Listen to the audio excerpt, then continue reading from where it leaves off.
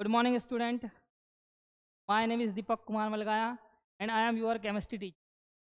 आज का हमारा टॉपिक होने वाला है फिजिकल केमिस्ट्री का एक बेसिक और इम्पोर्टेंट कंसेप्ट, मोल कंसेप्ट। ठीक है, क्या होने वाला है? मोल कंसेप्ट। सबसे पहले जब हम बात करेंगे मोल कंसेप्ट की, सबसे पहले हमारे माइंड में यही बात आएगी कि सर ये मोल क्या भला है ना, ये मोल क्या होता है ना, यही सोचेंगे हम। तो मोल क्या है, इससे डरना नहीं है ना।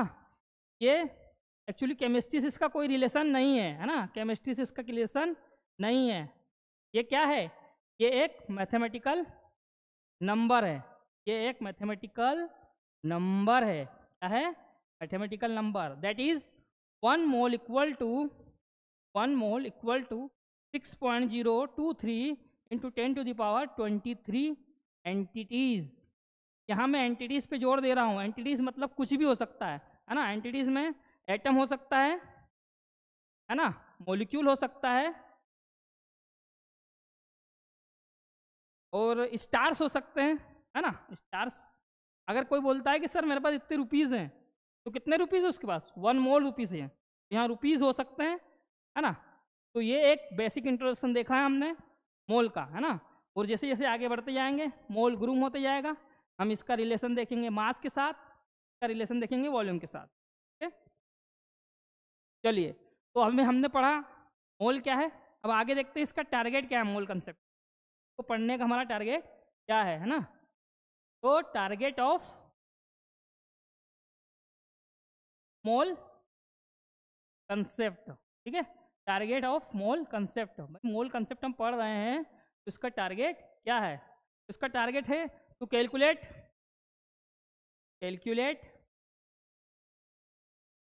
The mass of substance. किसी भी सब्सटेंस का मास कैलकुलेट करने के लिए से हम पढ़ते हैं। ठीक है, तो अब देखिए कोई सब्सटेंस है, मान लीजिए एक सब्सटेंस है, ठीक। अब इसका मास अगर मैं फाइंड करना चाहता हूँ, तो ये सारा, ये जो कोई सब्सटेंस है वो किससे मिलके बना हुआ है? एटम से मिलके बना हुआ है ना। तो सबसे पहले हमें एटम का मास फाइंड करना होगा। तो यहाँ हम एक नई टर्म पढ़ते हैं, एटॉमिक मास। क्या पढ़ते हैं? Atomic mass. ठीक है, एटॉमिक मास क्या होता है? Mass of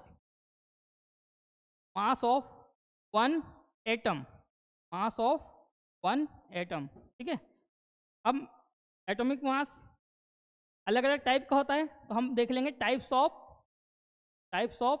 atomic mass, types of atomic mass.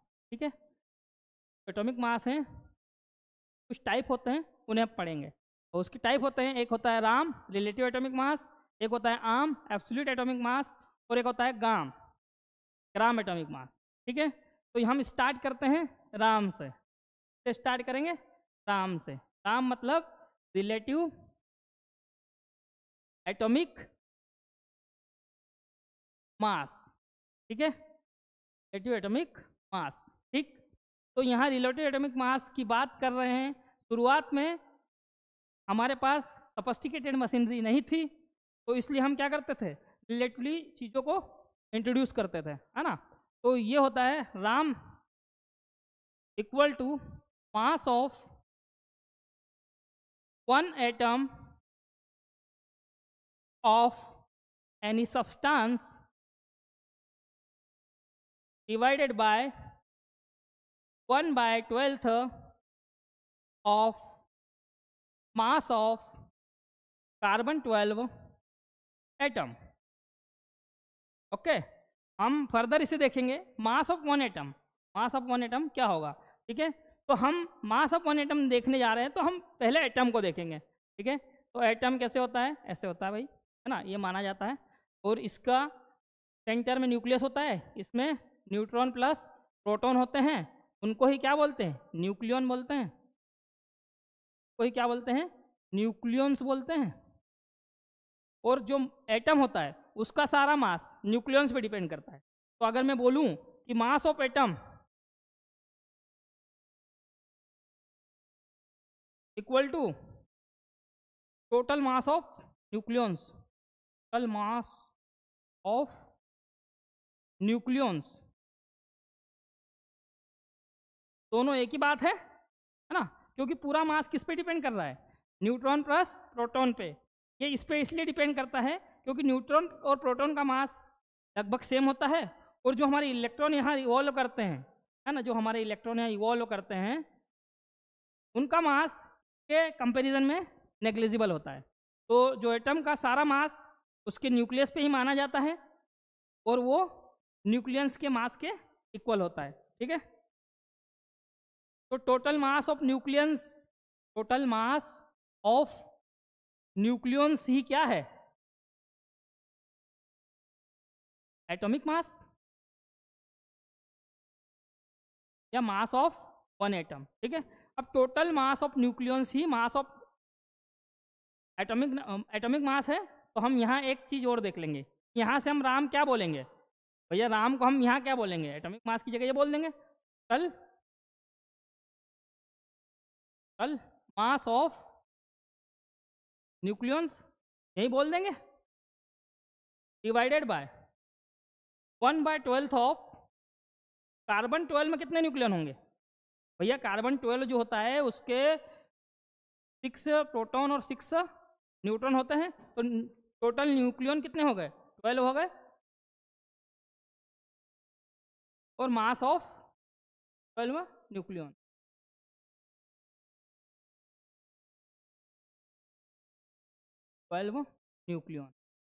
ठीक भाई। न्यूक्लियन, सारे न्यूक्लियन क्या होते हैं, सेम होते हैं, ठीक। अब देखिए टोटल मास ऑफ न्यूक्लियंस तो ऐसे समझ सकते हैं, मान लो एक टोकरी रखी हुई है और इसमें कुछ एप्पल रखे हुए हैं, कुछ रखे हुए हैं। अब मैं बोलूँ कि टोटल मास ऑफ एप्पल्स बताइए, तो आप क्या बोलोगे, मास ऑफ 1 एप्पल बता दो मास्टर, मास ऑफ 1 एप्पल बता दो, और टोटल नंबर ऑफ एप्पल बता दो, नंबर ऑफ एप्पल बता दो, तो हम बता देंगे दोनों को मल्टीप्लाई करके। तो यहाँ भी सेम कंडीशन है ना, यहाँ पे भी सेम कंडीशन है।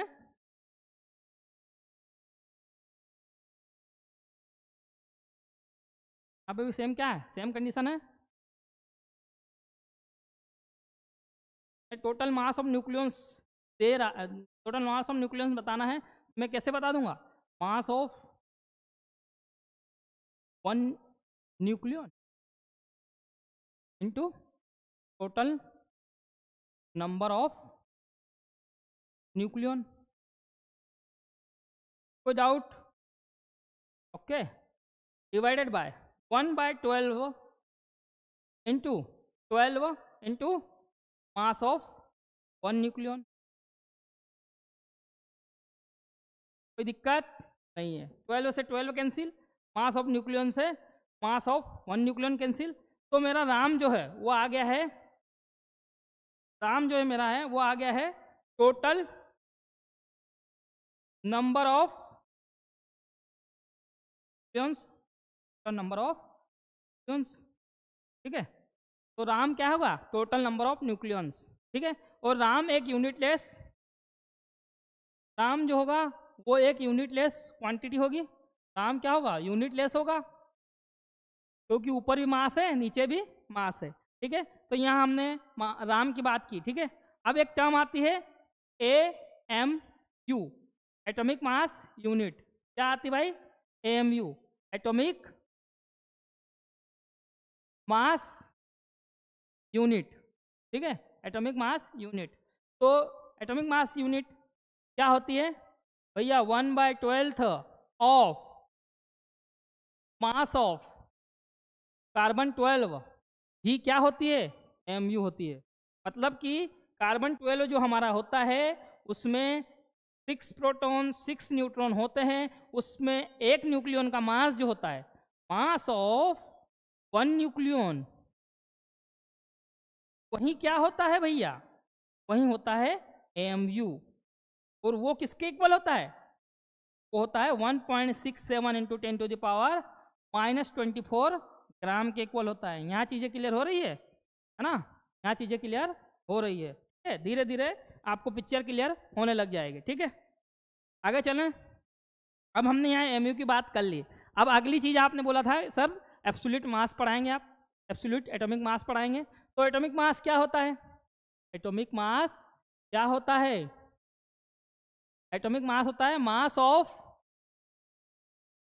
One atom of substance. ठीक है, किसी भी सब्सटेंस के वन एटम का मास ही एटॉमिक मास होता है। किसी भी सब्सटेंस के वन एटम का मास ही एटॉमिक मास होता है ना।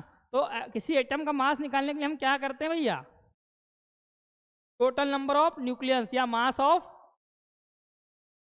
Total nucleons, mass of total nucleons, mass of total nucleons. इसको कैसे लिख सकता हूं? Total number of nucleons, number of nucleons into mass of one nucleons, mass of one nucleon. और मास ऑफ वन न्यूक्लियन अभी मैंने क्या बताया आपको? एएमयू बताया। मास ऑफ वन न्यूक्लियन क्या बताया मैंने? एएमयू। तो total number of nucleon in AMU ही क्या है? एटॉमिक मास है। और टोटल नंबर ऑफ न्यूक्लियन को बोलते हैं मास नंबर, है ना, मास नंबर, है ना, मास नंबर एएमयू में, है ना, किसमें? एएमयू में, एटॉमिक मास यूनिट में। ठीक है, यहाँ मैंने एटॉमिक मास को समझ लिया। ठीक है, अब आगे चलें। देखिए हमने क्या चीज़ें देखी? एक राम देखा, रिलेटिव एटॉमिक मास देखा, फिर एक देखा आम, एब्सोल्यूट एटॉमिक मास। ठीक है, तो अब देखो मैं दोनों का अगर कंपैरिजन कर लूँ थोड़ा, यहाँ पे राम जो होता है वो होता है मास नंबर विदाउट यूनिट, है ना, विदाउट यूनिट। और जो आम होता है एब्सोल्यूट एटॉमिक मास, वो होता है एब्सोल्यूट एटॉमिक मास, वो होता है मास नंबर। और इसकी यूनिट क्या होती है भाई? एमयू होती है। यही तो मैंने आपको बताया। तो देखिए अगर मैं बोलूं कार्बन 12 का राम और आम, एम या आम, बताइए तो राम क्या होगा? 12 होगा, और एम क्या होगा? 12 एमयू। यहाँ समझ में आया कि राम और एटॉमिक मास में क्या डिफरेंस है। ठीक है, आगे चलें। आगे हम देखेंगे काम, काम, ग्राम एटॉमिक मास। क्या देखेंगे? Gram atomic mass. क्या देखेंगे? Gram atomic mass. Gram atomic mass क्या होता है? मास of one mole atoms, mass of one mole atoms. ठीक है, पहले हमने बात की थी वन एटम की, फिर बात की थी, पहले हमने बात की थी रिलेटिव एटॉमिक मास की, फिर हमने बात की थी एक एटम के मास की, फिर हमने बात, अब हम बात कर रहे हैं एक मोल एटम के मास की। एक मोल की बात कर रहे हैं, इसका मतलब क्या है? Na की बात कर रहे हैं। तो Na into mass of one atom. Direct यहाँ समझ में आ गया कि भाई Na into mass of one atom. एक एटम का मास निकाल लो, उसको Na से मल्टीप्लाई कर दो, तो मुझे क्या मिल जाएगा? एक मोल का। और मास ऑफ वन एटम क्या होता है? एटॉमिक मास होता है। और एटॉमिक मास क्या होता है? Mass number in AMU, mass number in AMU into Na, है ना, mass number in AMU into Na। अब मुझे यहाँ एक चीज पता है और आप भी समझ जाओगे, जो एएमयू है,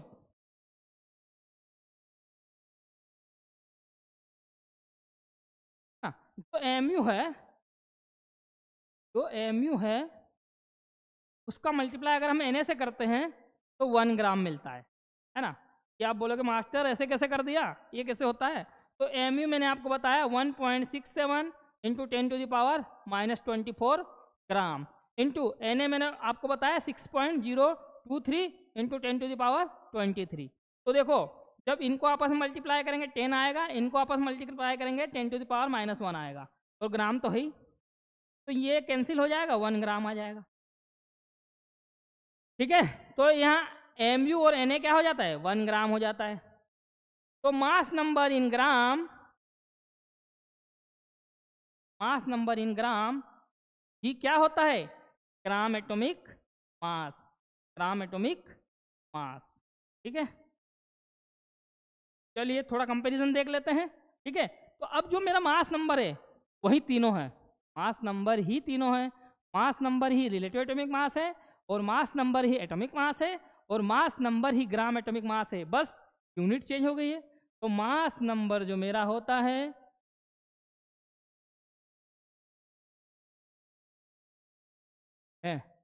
मास नंबर जो मेरा होता है वही तीनों है। ठीक, तो मास नंबर अगर विदाउट यूनिट है तो वो क्या होगा, बोलो, ग्राम होगा। ठीक है, और मास नंबर यदि mu यूनिट के साथ है, mu या u यूनिफाइड मास भी बोलते हैं, उसके साथ है तो उसे बोलेंगे आम या एटॉमिक मास। ठीक है, और अगर ये ग्राम में है तो इसको बोलेंगे ग्राम एटॉमिक मास। ठीक है, तो यहाँ मास की हमने बात कर ली। ठीक है, अब हम आगे चलते हैं, कुछ एग्जाम्पल लेते हैं। मान लो मास ऑफ कार्बन 12 एटम कितना होगा। आप बोलोगे सर एटम की बात की है, तो मैं यहाँ बोल दूंगा 12 mu, है ना। अगर मैं बोलता कि mass of 1 mole, mass of 1 mole carbon atom, carbon 12 atom, तो आप बोलते हैं सर यहाँ 1 मोल की बात हो रही है, तो सर जो 12 है उसके साथ आगे क्या लगा देंगे, ग्राम लगा देंगे। ठीक है, और अगर मैं बोलता रिलेटिव एटॉमिक मास तो आप कुछ भी नहीं लगाएंगे। ठीक है, चलिए यही वाइंड अप करते हैं। ठीक है, थैंक यू।